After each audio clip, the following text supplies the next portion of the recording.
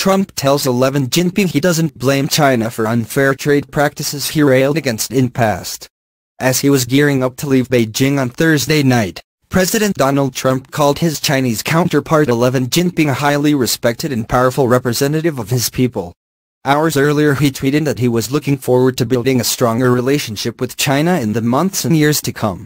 While some had been expecting a number of tense meetings over the issue of North Korea's nuclear ambitions and trade between the US and China, superficially at least Mr. Trump and Mr. Xi put up a united front, with the US President calling his meetings productive and Mr. Xi saying that the relationship between Beijing and Washington are at a new historical starting point.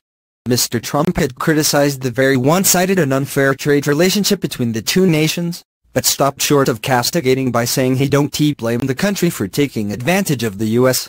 Speaking after the announcement of new business deals between U.S. and Chinese companies, worth about $250 billion, 190 billion, Mr. Trump said the U.S. and China must immediately address the unfair trade practices that drive the trade deficit, along with barriers to market success, forced technology transfers and intellectual property theft.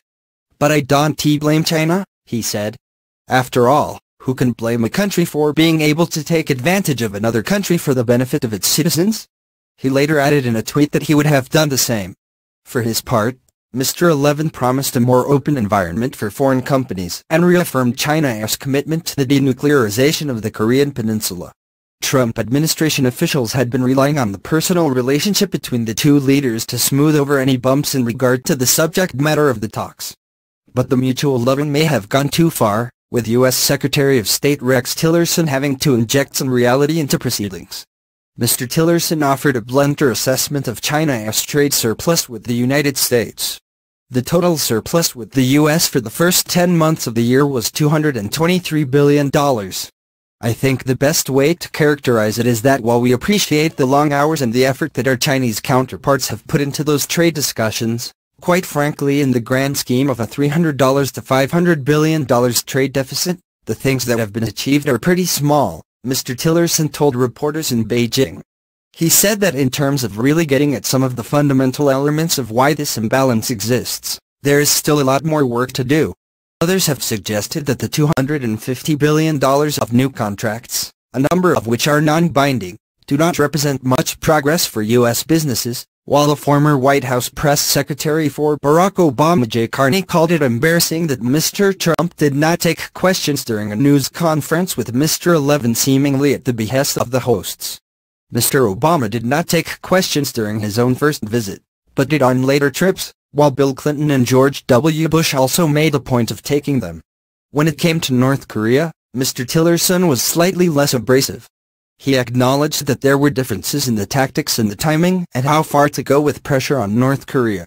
But he insisted that the two countries were on the same page. There is no disagreement on North Korea, he said. Heading for Vietnam for the Asia-Pacific Economic Cooperation (APEC) summit, Mr. Trump potentially faces another key player in the North Korea situation, Russia. Mr. Trump and Kremlin officials have been dancing around the idea of a meeting between the president and Vladimir Putin during the forum, with the prospects shifting from possible to probable and then back again. The expectation is that it will happen in some form, with plenty to talk about. Not just North Korea, but also the situation in Syria and a number of other diplomatic spats, including election meddling. The Kremlin says it has been trying to set up a meeting, and Trump told Fox News before his Asia tour that he might meet Mr. Putin in Vietnam to talk about Syria, Ukraine and North Korea.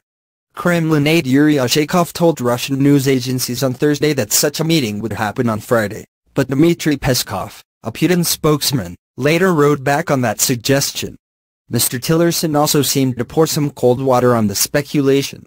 There's never been an agreement, certainly not to a full bilateral meeting, Mr. Tillerson said, but added it would not be unusual, however, if the two men had a spontaneous pull-aside meeting chat if they bumped into each other.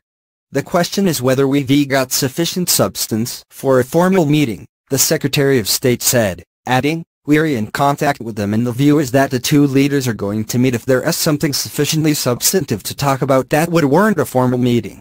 Asked about Mr. Tillerson's comments, Mr. Peskov said that a possible meeting was still being discussed before predicting that the two men would cross paths one way or another. in whatever form the meeting comes, the reaction